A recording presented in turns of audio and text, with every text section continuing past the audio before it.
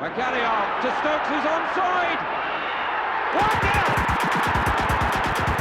Here's Sims. It's a good serve this from Southampton. They could finish the job here. It's Shane Long, and he has done it. Just a minute to play.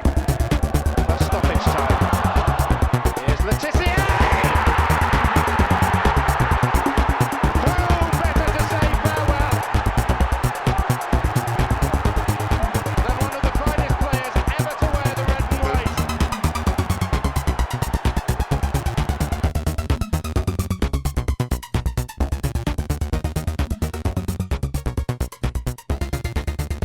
Hello and welcome to another episode of Ultimate 11 of the Saints FC podcast. I'm delighted to be joined by John this time. How are you doing, John? I'm great, Ben. I'm really excited about this episode and potentially some future episodes to come. Yes, yeah, very exciting stuff. So our special guest today, he tells us that he's not famous, but he certainly will be amongst Saints fans. We're delighted to have Mick Channon Jnr., horse trainer, author, and son of beloved Southampton legend Mick Channon. Welcome. That one had to come in, didn't it? The son of had to come in at the end. I knew that. Considering your book's called "How's Your Dad," I think it was I'm to be expected. In it. I've got no fighting chance there, have I? Fair enough. Carry on, boys. Sorry. No worries. How are you? Are you well? I'm very well, Ben. Yeah, not bad. I've been doing this for the last 35 years. Not picking your team. Oh, for 35 years in the pub, arguments. I can remember. Anyway, you carry on. It's a shambles now, but I've got to go with it as I feel at this time and place. No, I mean, we're really looking forward to hearing it. Is it? Have you sort of got a balance between like your favourite players, or have you tried to pick like the best team? Favourite players. Excellent. I take it I'm the manager of this team, and we'll either be top of the table by 45 points at Christmas, or I'll be sacked in October. Excellent stuff. All right then. Well, let's get into it. So you've picked your team. Yes. How are you lining up? What's your formation? Are you going classic? No, God no. I'm going with 3 at the back, 4 in the middle, of which there's probably only 3 in the middle, because we all know who's going to be doing what he wants to do. And I'm going with 3 up front. Like I say, nice. I'll be sacked. We'll be in the relegation zone by October, or romping the league in December, January. I like this approach. It's kind of a similar sort of approach that people have when they do fantasy Premier League football. You know, you want to have as few defenders in there as possible, as many of exactly the same sort of midfielders, which just free scoring midfielders, and then chuck in a few attackers. 3-4-3, and I'm guessing a really attacking 3-4-3 as well here. Yes. Put it this way: I've got one defender that I could actually say defends, even though I've got 2 alongside him at right back and left back. The goalie's good, though. Well, I think that's going to be critical in this, isn't it? It certainly is. He's going to be a busy boy. But I've got a bit of steel down the centre to make sure he doesn't. To be honest, he's going to get massacred. He's got to be as good as I always remember him as being. Put it that way. And are you sort of spanning quite a few teams and generations, or is it all concentrated in one particular?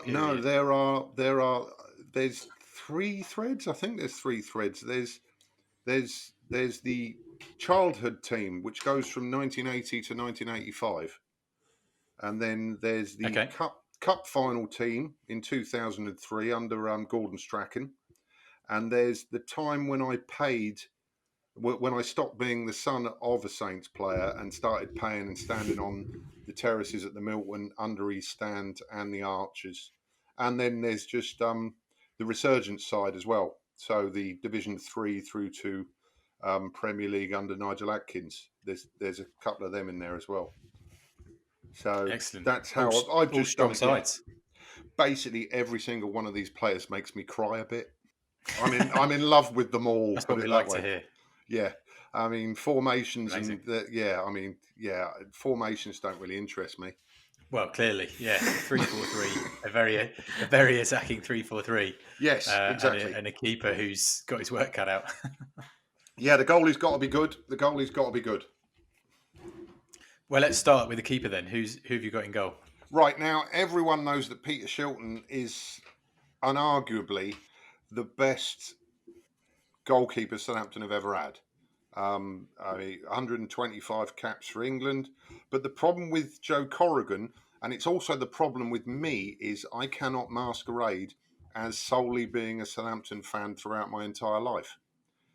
And the problem I've got with Peter Shilton is when I first went to a football match ever, it was at Main Road, Manchester, when I was about 3, 4, 5, can't really recall it.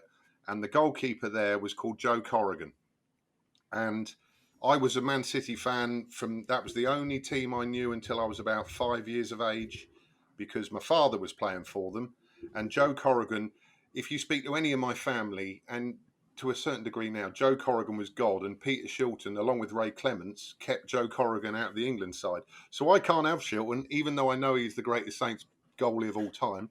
So I've gone for Antti Niemi, who was, in my opinion, when this was the time, 2003, the Strachan team was when I was going through a very psychologically obsessed phase of being a Saints fan. I lived in Manchester at the time, and I'd think nothing of going down St Mary's to watch them on a Tuesday night. I'd travel that and travel back, and it didn't really bother me. Niemi could do everything. I remember one cock up against Pompey, but apart from that, he was nigh on perfect. And you lads are young enough to remember him.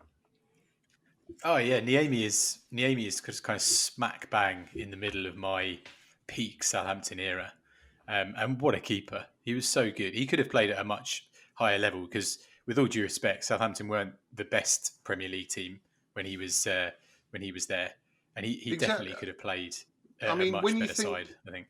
I remember because I lived in Manchester at the time, and I remember going to Old Trafford when I think he was in goal for us that day when the Italian lad let in that shocker from Tiz, when it bumbled through.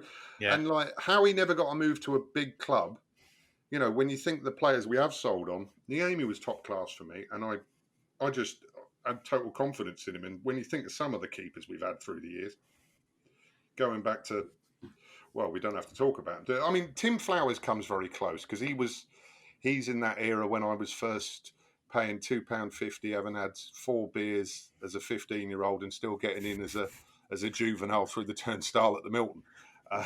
Tim was great. I loved Tim, and but Niemi for me was just, I thought he was brilliant. I'm not quite sure why he's not, not more widely, heralded as a proper goalie. I'm sure it's just because it's Southampton, isn't it? Can I share my favourite Antti Niemi memory with you guys? Do you remember when he nearly scored for us? Nearly scored. Do you remember this? So I think we were away to Fulham, and we're like 2-1 down, 1-0 down, something like that. And Antti Niemi goes up for the corner. Nobody bothers marking him because why would you mark the goalie? And he chests it down. Fulham? Yeah, this is away at Fulham. Yes, he chests it down and he volleys it up against the crossbar. Like he nearly scores an absolute worldie of a goal. Wonderful control on his chest, smashes it against the crossbar, and then I think is it Michael Svensson? Yeah, gets the rebound and scores, and that's the equaliser. But for a split second there, it looked like Antti Niemi had scored a goal that was going to be in the goal of the month competition and match of the day. It was nearly that good. He was certainly more threatening than Klaus Lundekvam going up for corners, wasn't he? He certainly was. And Svensson, there's a lad who should be in my side. Michael Svensson, he was a good player. God, he was part of that 2000. He was part of the Strachan team. I always remember him as the Strachan team. God, we had some good players.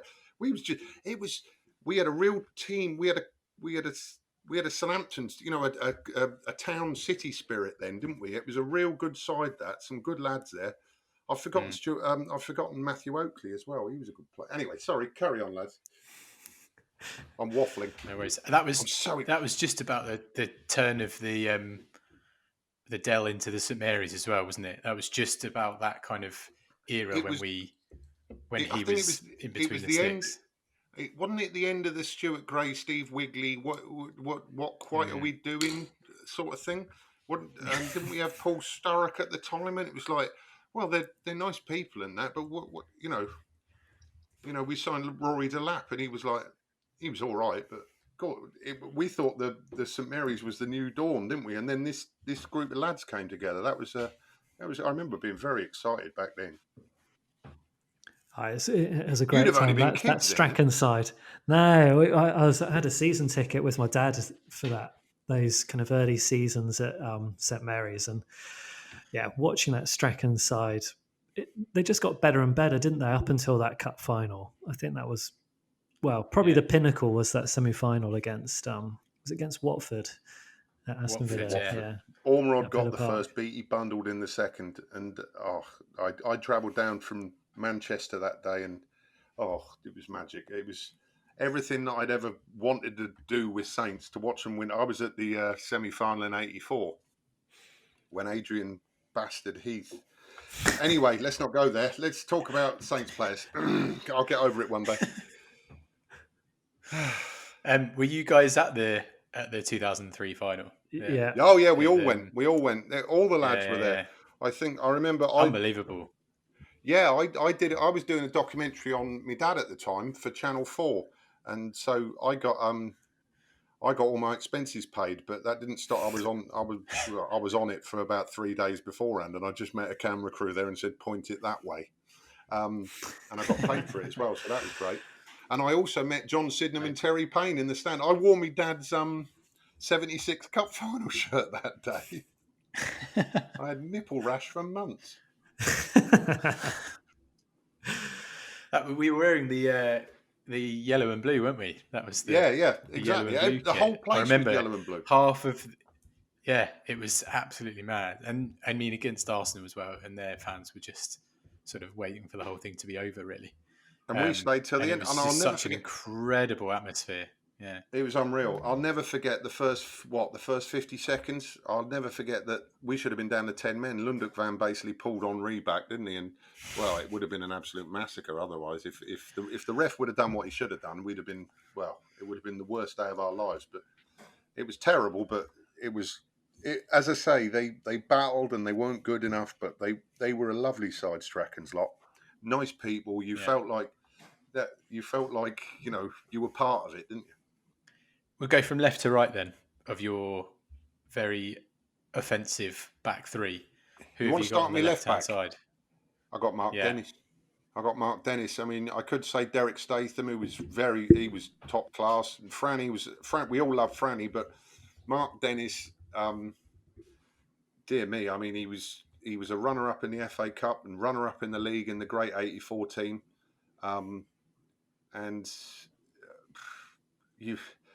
Fullbacks from, as I say, I can only really count. I do remember stuff before 1980, but Mark Dennis was hard, totally batty. I mean, a lovely man when you meet him, and you just want to give him a cuddle because he's very hard on himself. I feel in terms of, he's obviously had issues in his life, but God, if he went forward, I don't think he ever had a doubt. If he played a 1-2 inside, he was gone down the wing.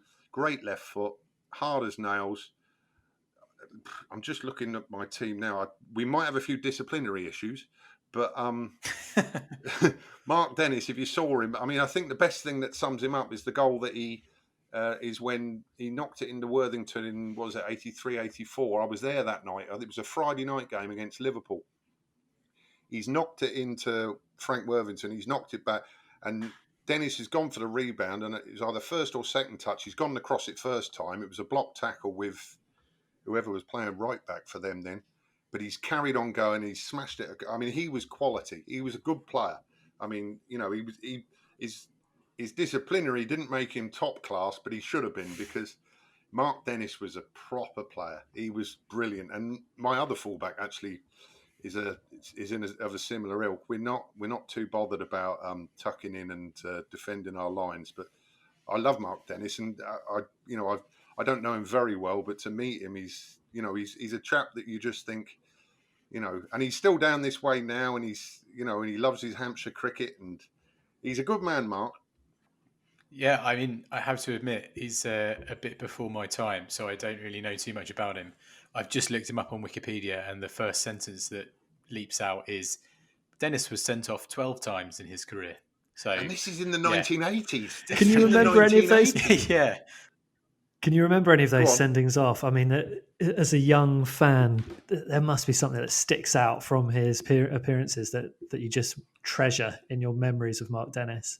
Not with Mark Dennis, no, because I'll be honest with you, I had like a surrogate Saints supporting family because I was a turncoat again. I went from, as I said at the start, I was a Man City fan to start with, and at the edge of this time, my family, my grandma and granddad Megcroft, who were they're from Hamble originally, but my granddad was a customs and excise. He worked on the docks, and my nan worked for the Civic Centre Council. But once my dad left Saints in 1982, grandma and granddad didn't have their season tickets anymore. My mum's mum and dad, and so I went along with a fella called Terry Smart, who was a dentist who worked at the top of Hill Lane, and he had a season ticket, and I'll never forget. We went to we went to a game against Liverpool once on a Friday night, and that summed up Mark Dennis. He just went forward all the time. And I only saw him probably 4 or 5 times a season in that sense. But that was during the time when we were runners up in '84 in both the cup and the semi final. We should have won that, but I think I've already covered that. But I was a Saints fan, but also following Norwich City at that time, simply because my dad had signed for Norwich. So I'm a bit of a whore in that sense, if you know what I mean. But he was certainly a player that you had to stand up and pay attention to him. I mean, he was if it weren't for his disciplinary levels, he should have been an international. And you said the player that you've picked on the right hand side was of a similar ilk. Who have you got on the right? Yeah, you see, Mark Dennis, you could go with Franny because he's a great Saints man, and Jason Dodd is exactly the same. I mean, solid, consistent, reliable, and obviously every club thrives on them. But I'm sorry, if you ever saw him play, Ivan Golak, I can still see him now. I can still see he had the same size. He didn't have the same size, but he had the same aura as Chris Nicol, who was a big, strong, and Dave Watson, big, strong centre halves. And I remember that Ivan used to change. If you went in the old Dell, they used to number them as you went in on the right. The goalie was normally Peter Wells or Ivan Katalinic. Number 2 was Ivan Golak. Number 3 was Nick Holmes. And then number 4 was Steve Williams. Number 5 I think number 5 was Dave Watson and Chris Now. And then it came up to the fun area, which was Kevin Keegan, my dad's. Bawley always wore 11, even though he gave stick to Keegan because he nicked his number. But I always remember Ivan used to come over and sit with me dad. And I'd have been an 8-year-old, 6-year-old, I don't know. And Ivan, he had the same posture as Dave Watson and Chris Nicol, but he had these thighs, and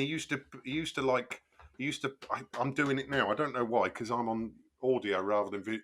He goes, Mick, Bawley, Mick, and he used to have the crack with the lads, and he was just so shiny and flamboyant, and he wasn't as big as them lads, but he was wide, and I think it was the Rank Xerox Patrick shirt that just, he didn't deviate. He was as thick all the way down the middle with these massive thighs, and if you'd have seen him at the Dell under the lights in the second half when we attacked the Milton Road end, he played with his little toe. If we all play 5-a-side, the first ball came, and if it came into him, he'd knock it with his little toe just into Steve Williams or Bawley. And I'm only saying this because me and my grandma Avril's seat was above Laurie's dugout, and we were on the balcony basically. We were right above, and they're the reasons that my right hand side of the back, the middle, and the front, they were just such magic times because Ivan Golak I don't know if you know what I'm talking about. When a ball comes in, you nip it round the corner of whoever's coming to him, and Ivan Golak just ran away, just ran towards the Milton Road. And it was just, and you just knew if you give it away, Ivan wouldn't turn around and stop and think, oh, I better get back. That was Ivan's job. If someone didn't give him the ball back, that was just game over. He was the most flamboyant, well, at the time, glamorous. I mean, I think we got 2 Yugoslavs for the price of one, because I'm not quite sure why Ivan Katalinic turned up, because he couldn't catch a cold. But if you ever saw Ivan Golak, even as an 8-9-year-old lad, he's up there with Mark Dennis. It was just, well, something's going to happen here. We're either going to let one in, or we're going to play 5-1-2s and score an absolute worldie. He was, I don't even know where Ivan Golak come from, because he felt like another planet. It was, God, what a player. And I'm not sure, well, put it this way, there's that goal on Match of the Day when he scored the half volley that always makes me chuckle, because my dad, who was it, Tony Gubber, I think. My dad gets all the credit in the world. All he's done is jumped it and flicked it on, and Ivan's run onto it from right wing when he was supposed to be at fullback and smashed it in with a half volley from 30 yards, and it's still going now. What a player. And what a smile I've got on my face now. I can't tell you, lads, how glad I am that you are so robbed of such an absolute gift of watching that much joy. It's just wonderful to hear you talking about Golak like that, because again, I've missed out on him. I'm a little bit too young to have seen him, but the whole idea of having kind of an exciting player from the continent coming in, and of course I've seen the YouTube videos of that goal. I mean, it's insane, isn't it? He should be crossing from there, and he's volleyed it into the top corner. It's great. But that was him. I can't pretend. I've not met Ivan Golak since 1982. I've not seen him. I loved it when he won the cup with Dundee United. I think he won the cup in Scotland with Dundee, and they love him there as well. He was just weird. No, he was eccentric. He could barely speak any English. I remember my dad taught him to swear, and oh God, it was just, and like he couldn't even swear properly. He was just, God, and it was just, I remember, but he was very close with Bawley as well. Bawley apparently, Bawley looked after him, because I think Ivan and his family moved into Chandler's Ford where Bawley lived, and it was just everyone, and I don't even think Ivan knew what, and I didn't know what the crack was about. All I knew was loads of strange men were making using loads of naughty words, and I was told not to tell my mum. At half-term holidays, I was in the dressing room. I remember like the carpet in the Dell dressing room was like an AstroTurf thing, and I just remember just running around the Dell, and it was like a holiday camp. It was amazing to an 8-year-old kid or whatever I was. It was, and to see Ivan Golak now and to look back on the videos, it's just like, I cannot tell you what Ivan Golak's thighs were like. And if I ever say that about any other man again, I think I could be in trouble. But he was just so imposing and smiling all the time. And just when he got the ball, he was only going one way. And he was my granddad Reg, Southampton lad, born in Manchester Street. Couldn't get any more Southampton than that. And he just went, we called a horse Golak because we wanted it to be good. Because all me and my dad my dad never heard it, but the whole of the West Stand would hear Golak, and that was all my granddad Reg used to shout. He loved him. and again, it's not a team about me talking about formations and that. It's just hearing me granddad Reg, because he used to sit by the exit, right by the T-bar. So we're right in the middle. You probably never knew the West Stand T-bar, which only did tea, bovril, wagon wheels, sausage rolls, and a Yorkie. And but my granddad used to nip out, because me and my nan were down the front. I never actually had a season ticket in my life, because I used to sit on my nan's lap. A little old lad used to let me through the door, the double doors that went out onto the car park at the West Stand. And so Reg would have us queued up with I'd have a bovril, and I can just remember Reg now, bless him, just Golak, what a player, what a player, and everything about him makes me smile. And I was only 8. What a player. I mean, I'm gutted more and more that I've missed out on.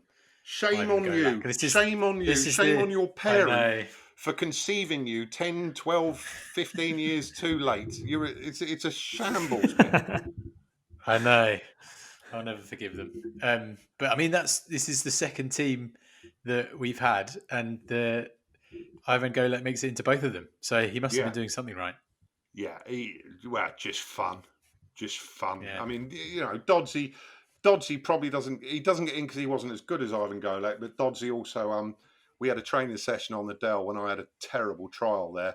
I turned up hungover because I knew I was crap at football and I'd never make it, and I got trashed the night before, and I went to block a free kick that Dave Merrington had set up as a defensive drill, and he hit me right in the knackers. So Dodsey wasn't going to get a shout anyway. And then who's in the middle then? Who's right? He's got that be, holds this team together. He's not the glue, but put it this way: there's a couple of lads that I could talk. Svensson would have a great shout, but he needs a partner. I've had to go with someone mobile. Another fella from the Strachan side, and he probably wouldn't be for.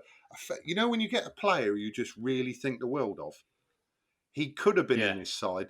He was only a little Irish lad. He was about 4'8".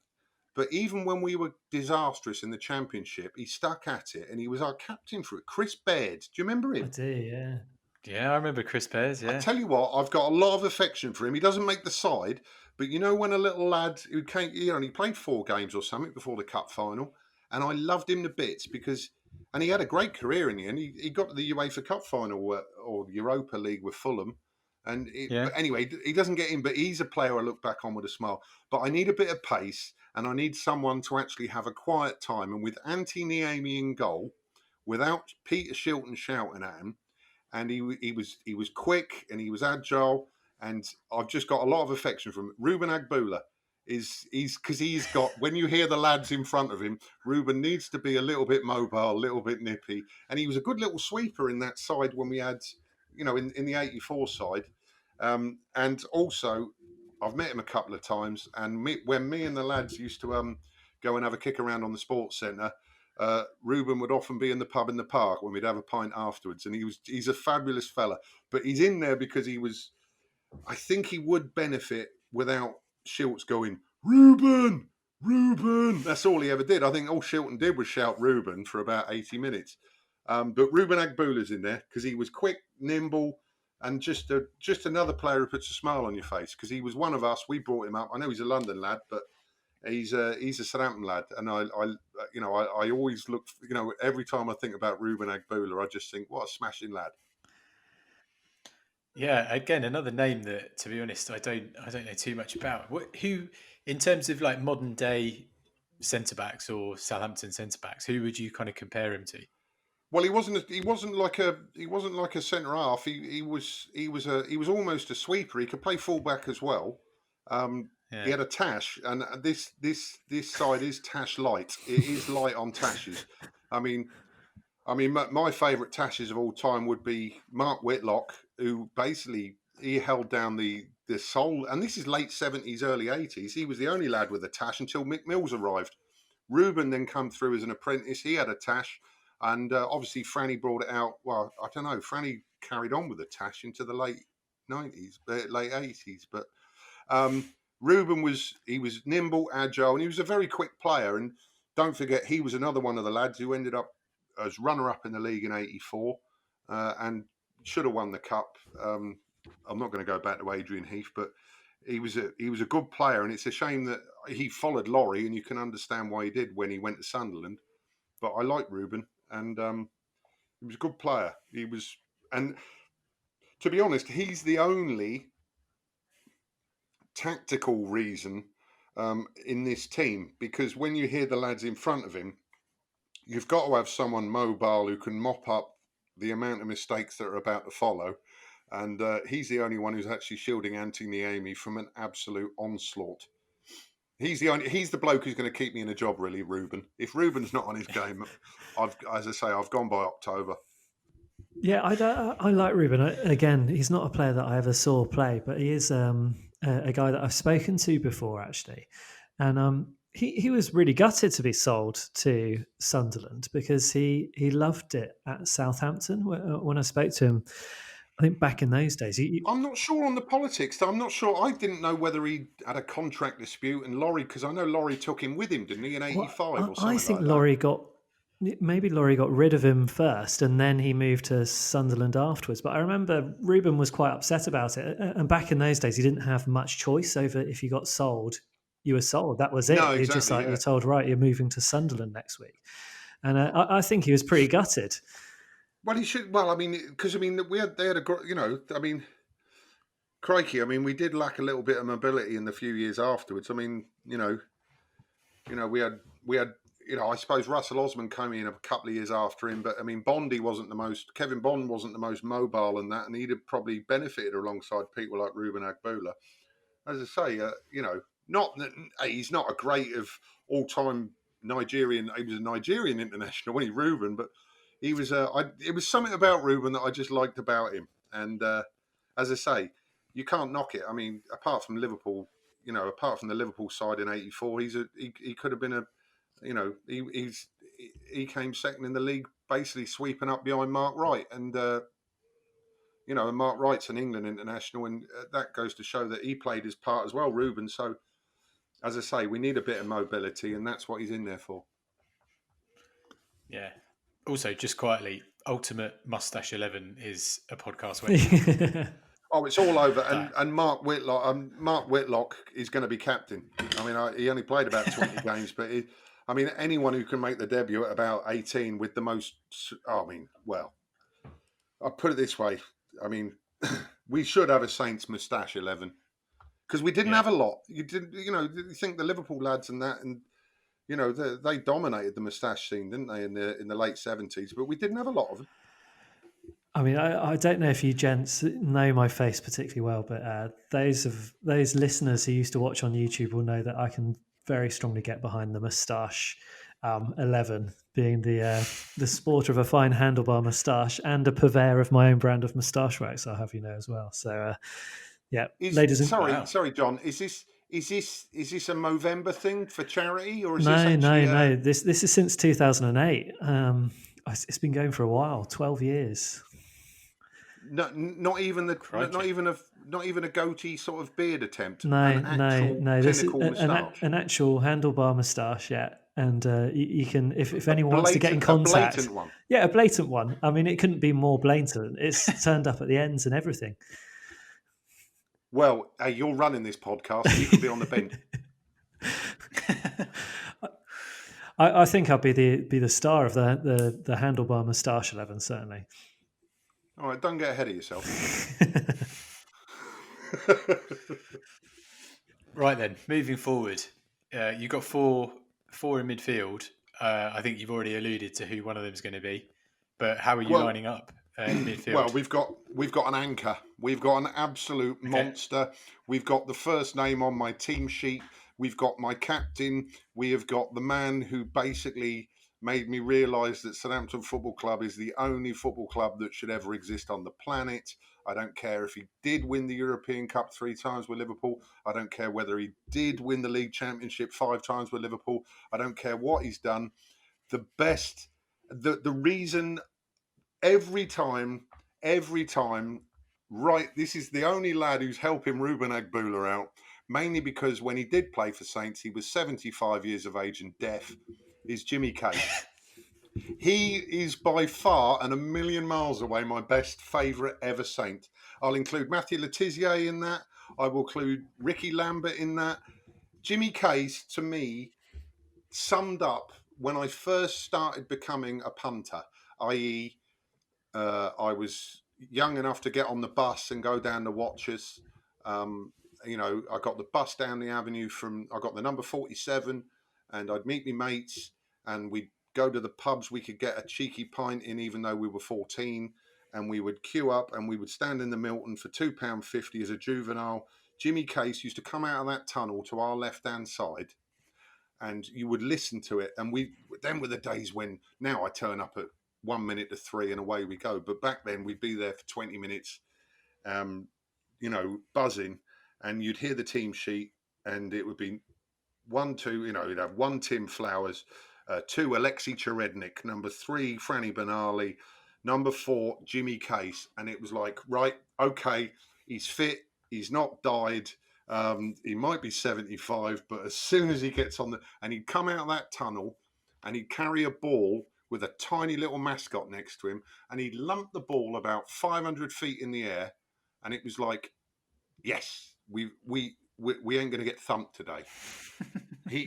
We've got our man, because we had little Rodney on the left, Tiz on the right, Paul Ride out. We more or less played 4-2-4, and Jimmy would play with Glenn Cockrell or occasionally Barry Horn, to my memory, if my memory serves me right. And Glenn was a great player alongside him, because Glenn could bomb on a bit. But Jimmy Case would literally intimidate people. And not only that, we all love a hard man, but I tell you what, he was top class. And he was the governor for about 4 or 5 years. And, as an old age pensioner with a Zimmer frame, he wouldn't move more than 10 yards, apart from if he lumbered up and just now and then he'd find himself 30 yards out, and he'd be that tired, he'd smash it like a thunderbolt into the top corner. And put it this way, if I had a bromance in terms of Southampton, it'd be Jimmy Case. Honestly, you had to be that. Jimmy had a tash early on, and then when he lost it, he got Player of the Season, and I think that was just before his 80th birthday. But honestly, to meet him, I mean, I've met a lot of the lads, as you'd know. I feel like I've got imposter syndrome to even you lot be listening to my nonsense. But to meet Jimmy and to have a pint with him, you can't believe he won 3 European Cups and 5 league titles. And Jimmy's just, honestly, he's just, and he is a Scouser, and that's his first love, and obviously, but he is a saint. He's a Saints icon for me. He's I'm welling up. He's just an all-time great, and he's just someone who made me go, do you know what? We'll go somewhere with this lad. I'm just looking at some stats.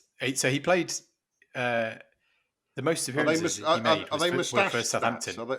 Are they moustache? No, they're not. When did he lose his tash? Because I did have one when he arrived. Footballing career. Okay. No, it doesn't have tash stats, unfortunately. But he played the most games he played were for Southampton between 85 and 91. But he played for Brighton and Hove Albion when he was 42.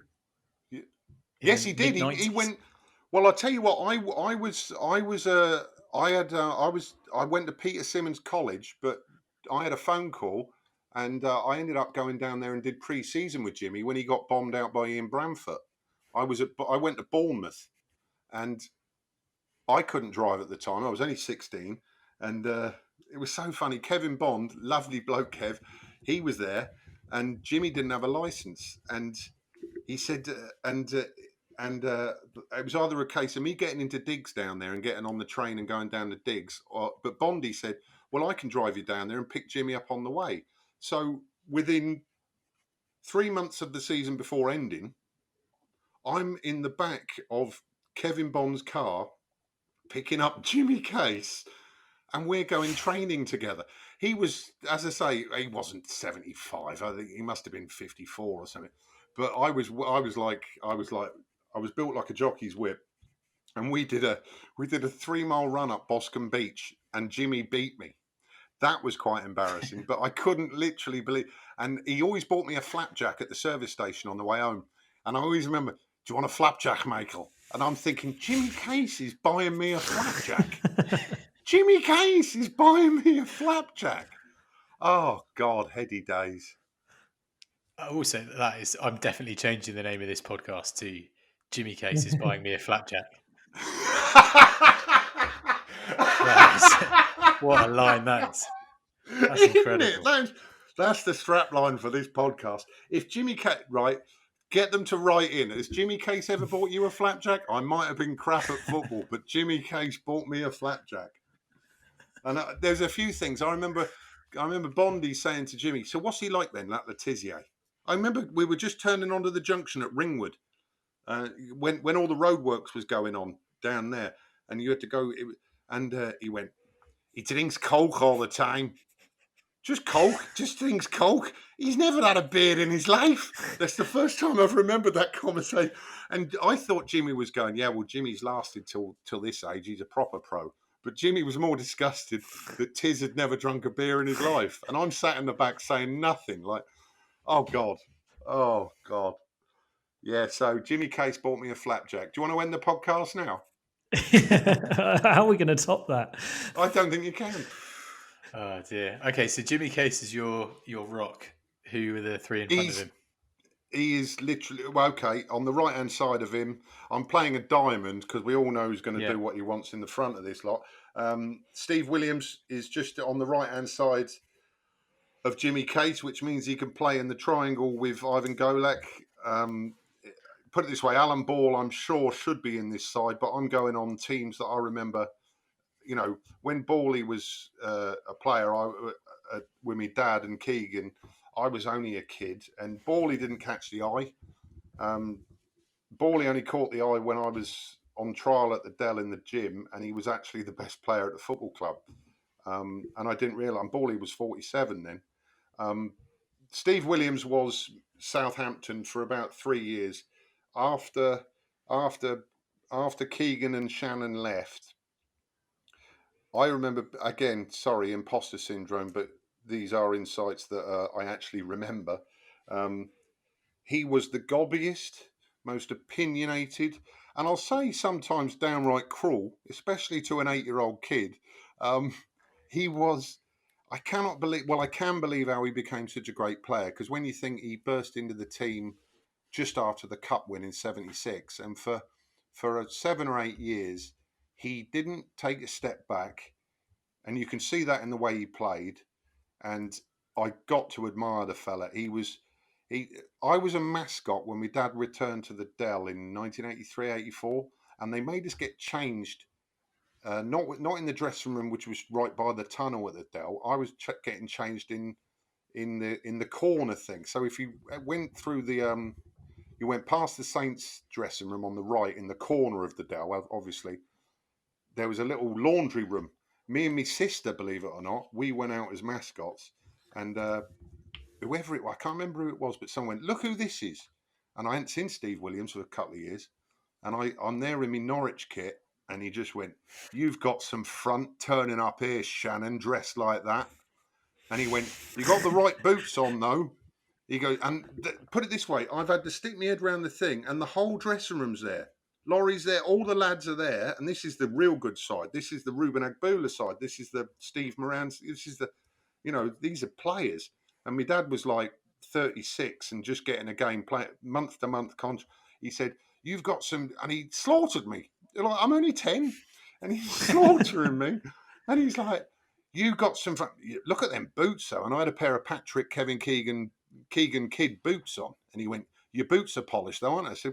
I thought to myself, well, of course they are. I've been polishing them for a month. My dad said I was going to be a mascot at the Dell, and he was, honestly, but that was, it didn't matter. And I remember him rowing with Bally. I remember him rowing with my dad. I remember him rowing with all the lads when he was 21, 22. But by the time he was 24, 25, he was Southampton's dressing room. And as a footballer, the only shame that we had was in the semi-final of that year, he wasn't fit. But, I mean, crikey, when you look at a career, if he'd have, mind you, he wouldn't have been the player he was if he didn't fall out with everyone. But he obviously fell out with Laurie and that, and moved on to Arsenal, which he always said he wanted to. But, it didn't go great. He won a League Cup, I know. But, God, he was a good player. And he didn't respect anyone. He was so disrespectful. That was what gives him my respect, because when you go into a dressing room environment like that and don't give a hoot about who's doing what, some player. And it was only when the old gits like Mick and Keegan left that everyone saw the best of him at Saints. And, good player. And the second person to make it into both sides as well, Steve Williams, was in Ed Chamberlain. Was he really? Oh, yeah, Ed Chamberlain, yeah. So who's alongside him? On the left, so in front of Jimmy Case, on the right of Jim is Jimmy Case, legend, is Steve Williams on the right, and then just to the left of him is Adam Lallana, who is much maligned.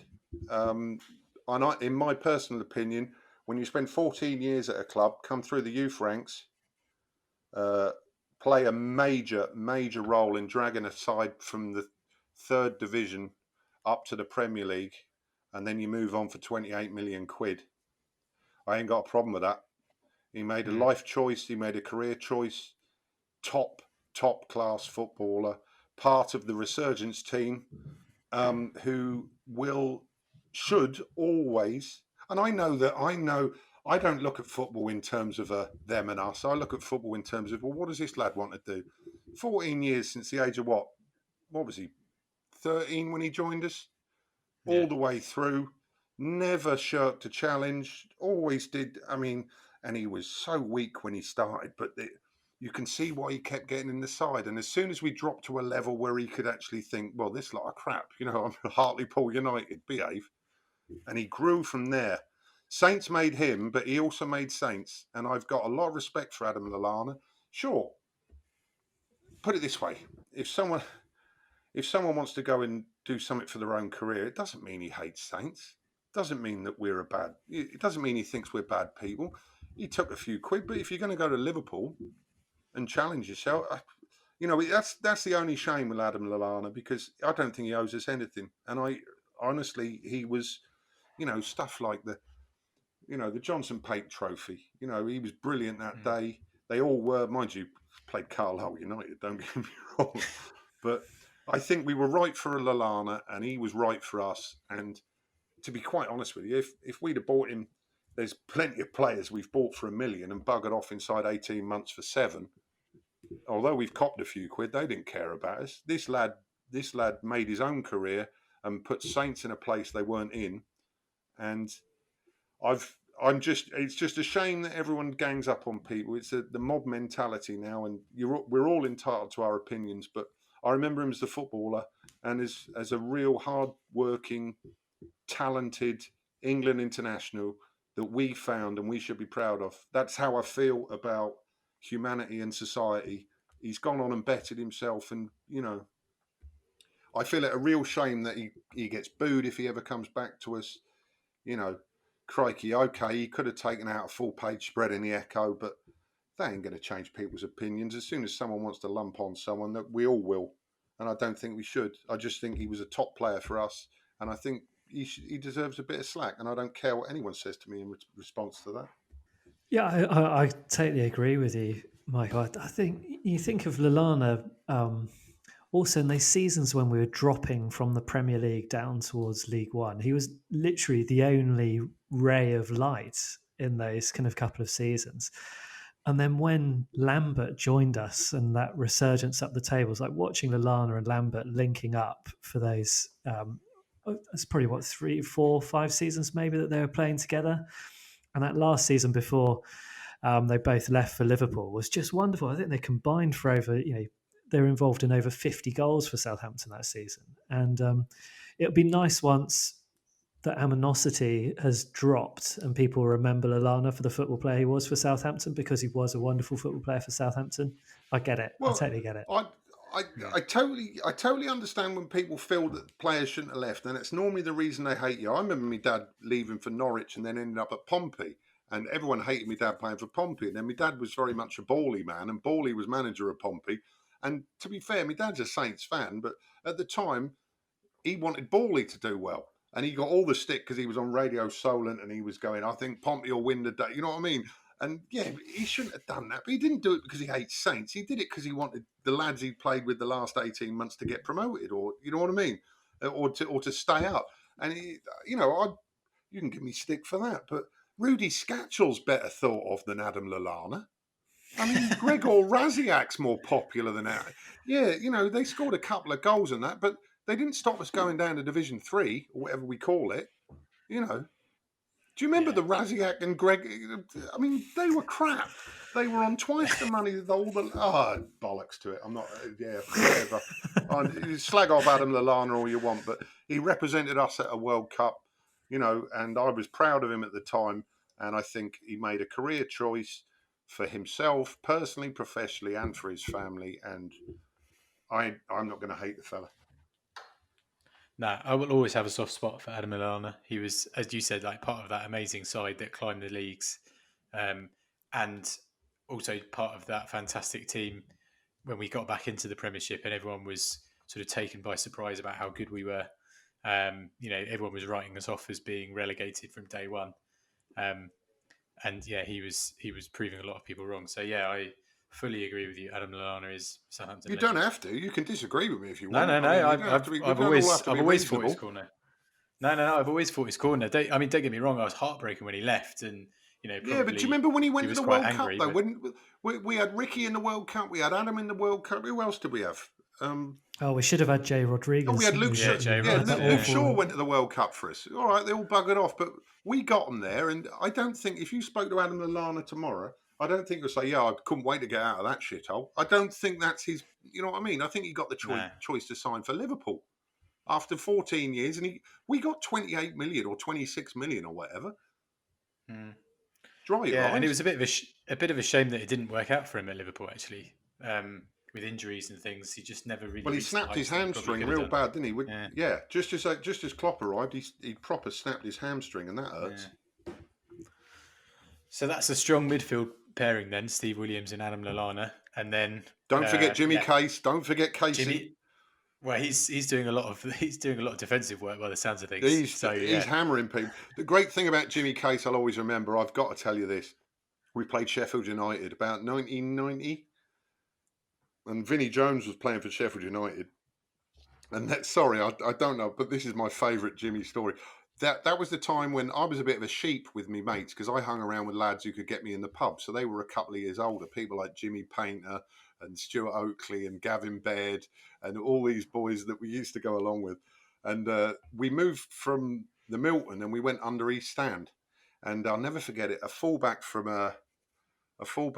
left fullback for Sheffield United, whoever he was, has smashed Rodney Wallace, absolutely smashed him to pieces.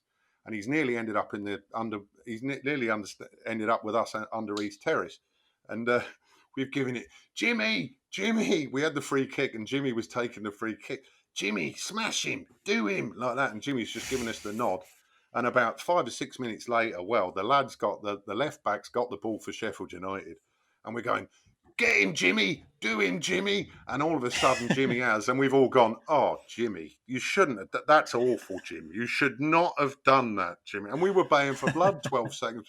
Honest to God, I've never seen anything like it. And I think they gave the lad his leg in a case to take home. It was, you know when your blood's up and it was like the terraces under East Stand. Oh God, it was brilliant.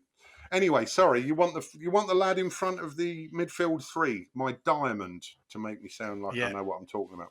It's the point of your diamond. Yeah, here's Matt Letizia. Move on. I mean, what else can be said about Matt Letizia, really, that hasn't already been said? Absolutely nothing. What about favourite Letizia goal? Favourite Letizia goal was standing in the Bobby Moore end. I was with my mate called Magnus Course. We got out of, what was it called? Green Street Tube State. It was a terrifying place, Upton Park. I remember getting there. We'd spent the morning in, we got on the train to Waterloo. We went to Covent Garden, loads of Saints there. Brilliant. Got on the tube, and then we weren't so gobby and drunk by the time we got there. It was terrifying. Last game of the season. I'm not sure if West Ham were playing for something, but we certainly were. And it was mobbed. It was the last day of the chicken run. I'll never forget it. I was just to the left of the goal in the Bobby Moore stand, and the North Banker, we were right behind it, and we had a free kick, and Paul Allen stood there. I don't know what Paul Allen think he was doing, and the whole North Bank were going, big nose, he's got a fucking big nose, he's got a... And as soon as that happened, he's hit it right in the top corner. Ludo, the keeper, has just given it, and we've gone mad. And I think he scored a penalty and he set up Neil Maddison that day. And the only thing I regret about that day was the chase down to was it Green Park Station? Well, literally, we were getting chased down there and to jump, but we stayed up, and I think we drew in the end. I think they got a last minute goal, but I just remember running down to the tube station, and the coppers weren't even, because they used to make sure you didn't dob over the turnstiles, but they were just going, just get in, because we were getting chased down the road, and we were heard. I remember diving over the thing. That's probably not a Matt Letizia moment. It's more of a cowardice moment. But that was my that is my memory of that. He was brilliant that day. That was when he just hit the. That was probably 4 months under Borley when he just became the best player in the country for about 10 months. Best player, just ridiculous, and shouldn't have even been the best player as well. He was just brilliant. Who have you got up front? Who is your strike partnership behind front head Up of front, Manchester, yeah. I've got up front. Well, Tizzy's going to help these lads out. The first one's Steve Moran. Yeah. From as a young kid, I remember Steve. I remember Phil Boyer, a fella called Phil Boyer, who scored every single week. I don't quite remember what he did. I don't quite remember what Steve Moran did either, to be honest. He was the only lad that I remember seeing in the players' lounge, which were up an iron staircase by the players' entrance on the west stand at the Dell, just above the club shop. We had a little tiny pokey, and he was the only lad who was sort of, I was only 8 or 9, but he was the only lad I could really relate to. And he always had a lager shandy. He sat there and he didn't do a lot more apart from just score goals and then run away like a hurricane, punching the air and doing a jump of. It was like the most cliched punching the air thing. I don't remember Steve Moran doing anything outside the box, but I just remember going, Steve Moran's like my age, as a kid, because you had Borley, Keegan, you had Dave Watson, my dad. They were all young lads. It was only him and Steve Williams. And as I say, Steve Williams was quite intimidating. Steve Moran was he seemed like a lovely lad, and he was very quiet, and he was my hero. He was just like, anyone can play for Saints. Do you know what I mean? He seemed about 4 years older than me. He was just a fresh-faced kid who just loved it and just jumped up and down. He celebrated like a lunatic. Top player. Well, I'm not a great judge of it because I was a kid, but I just remember saying, Steve scored again today. To my grandma, she goes, he always scores, Michael. He was just, and he had that enthusiasm of a daft kid playing with great players, in a really exciting team. We always give him a doing. Yeah, again, another player that I just unfortunately missed out on and didn't really see too much of, but have heard the stories and seen the highlights. Yeah, I mean, as I say, I just every time he played, he scored a goal. Yeah. To my mind's eye, in my mind's eye as a kid, just like Steve Moran will score, always did. Yeah. Just literally, I mean, when you think about it, we'd take it, but like, it's only Arsenal today, Grandma. It's only Liverpool. Steve will get a goal, and he invariably did. He was just, and he loved, and you could tell, I don't remember him ever taking a throw in or a corner. I don't think he could take a corner, but he could kick it in the goal. Yeah. And he scored headers. He was only 3 foot tall. He was just a little bang goal. Steve Moran scores easy. Yeah. And then who's playing alongside him? Well, the centre forward right at the point is the one and only Sir Ricky Lambert, Ricardo Lamberto. James Beattie's unlucky not to get a shout. He's one of the Strachan lads, but Ricky Lambert to me is the last Southampton hero, well, the only Southampton hero I'll ever had who's younger than me. I can say that with complete. I am in total awe of the man, along with Lallana. But obviously he's on the shoulders of Lallana because he took all the applaud. I remember being, where was I at the time? Someone went, Saints, we were in the 3rd division, and someone went, we just signed a bloke from Bristol Rovers. And I went, right. And there was a photo of him, when they do the shirt reveal. Yeah. I just went, we spent £1 million on a fat bastard. You know what I mean? It was like, who is this bloke? I didn't know a lot about Bristol Rovers when we signed him from him. And, inside, just, goal, Ricky, goal, just a goal, just all sorts of goals, headers, hold it up, knock it round the corner for Lallana, little 1-2s. He could smash it in from 30 yards. He could chip a keeper. He could smash a header at the back stick. We were rampant. Yeah. With him and Lallana just turned us into, it was embarrassing when the best goal ever was that one when the keeper fell over at Hartlepool United, I think. Yeah. Anyway, just so many smiles when I think of Ricky Lambert. Yeah. I mean, in terms of favourite players, Letizia can't be touched. Jimmy Case is the best of the lot. But in terms of, he's the first ever Southampton player I know who's younger than me that I will worship forever as a hero on the football pitch. I met him once and I said to him, "Hello, Ricky." And he went, "Hello, nice to meet you." And that's a special meeting. And I got a selfie with him. I couldn't say anything more to him. Yeah. I couldn't say anything more to him. He was just God. And for 3-4, well, to this day, actually, I still think we ought to sign him back. Why he went to Liverpool, you can understand that. You can understand it. But, don't go, Ricky. Don't go. Come back. Yeah, that was heartbreaking as well. But, I mean, that was, his boyhood club, Liverpool fan. You can't begrudge him that move at all. It's funny you mentioned Bristol Rovers. I saw him play at Bristol Rovers when I was at university there. Was he fat? He was huge, but he was the best player on the. It was a boring, drab 0-0, and then Ricky Lambert just decided to score from 35 yards and win the game, and it was like, why couldn't you have done that after 5 minutes? We could have all gone home. But he was just the best player on the pitch by a country mile. Yeah, and another lad the great thing about Saints is, like, you give Jimmy Case a rescue, you give Jimmy Case a little outshot from Brighton and Hove Albion. You know what I mean? You bring through Steve Williams. You bring through a Lallana. You let Letizia do his thing. You find your place in life. Moran's another one who's one of us. Lambert lost his way, and Rochdale and Stockport and Bristol Rovers and things like that, and just bringing in Ivan Golak from Yugoslavia just because he liked the Rolling Stones. That's literally because he loves English music. He's a rock and roll freak. We all gave these people a home, and they gave us a lot back, and we gave a lot to them. And I don't think you'll find any of my team going, "Oh, I'm glad to get out of that place." Yeah. All of my team, I love them and they love me. Not me personally.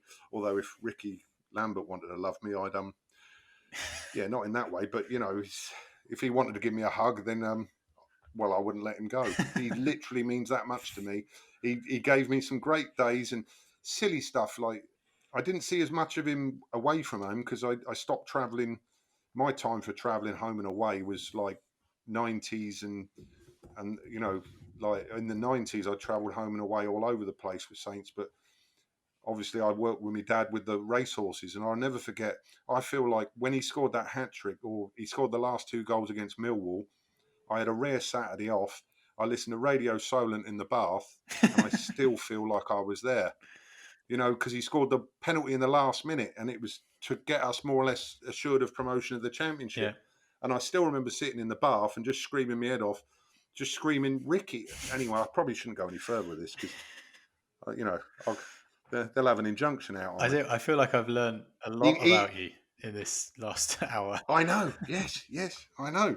I've only had 2 beers as well. I think I better get the rest out. And mind you, if I did, I'd probably end up crying. But yeah, he's a special man, and he made an impact on all, not in our lives, but in our football lives. He made us proud to be Saints people, and he dragged us up he dragged us up by the bootlaces, a bit like Tiz kept us up by the bootlaces for all them years. Letizia got St Mary's built. Yeah, you know what I mean. If we hadn't have had him, seriously, no one would have put 20 million into a stadium of a team who was, Letizia kept the club afloat, and Lambert rebuilt it. Yeah, and players like Alani, these players need to be, only if you're Saints fans. Don't get me wrong. I don't want a petition. I don't want a blooming statue to them. But God, they're important to us at that time, and that's the great thing for these people. Don't forget, Matt Letizia is a person. Lambert's a person. Steve, all these people are people, and they came along in the right place at the right time and made a difference to our lives. And that's why all of these lads in this team are just, that's why I think they're great. And who's the final striker of your front 3? He's playing on the right, though. He used to play down the middle when he was a young man, but he's in the side because of my grandma Avril sat in the West Stand with Ivan Golak, Steve Williams, and he turned into a more or less a right winger, but he just did what he wanted. His name's Mick Channon. He's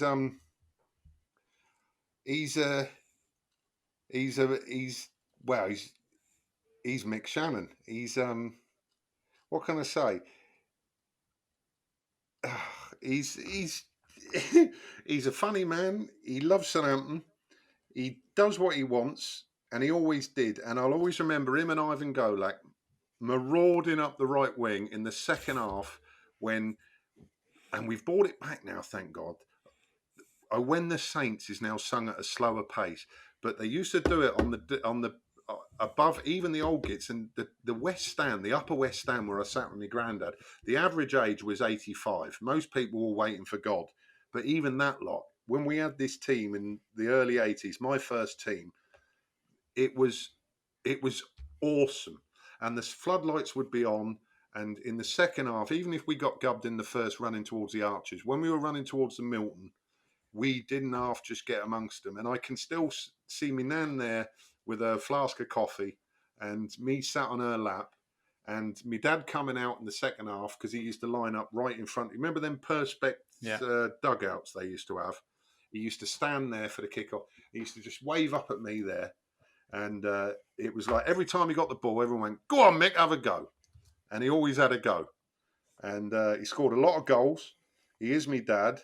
And he's basically, I know. Come on, lads. He's the reason you got me on here because you want me to get you want me to get him to you, don't you? Well, listen, we'd love to get him on if you can make it happen. But the great thing I've just realised, I wrote this down at lunchtime, and it's 35 years in the making. But I can't name a single person on here who I don't think thank you to, and I think there should be a lot more of that going on. You know, thanks to all of the fellas I've got in my side, and as I say, I spoke to Mick because he knew I was doing this, and he said to me, "Who have you got up front? Who have you got up front?" I said, "Ricky Lambert." He goes, "I've got a better player than you." He goes, "Ricky Lambert couldn't lace my centre forward's boots." So it's about time. I think we ought to get Mick on. I think we'll organise.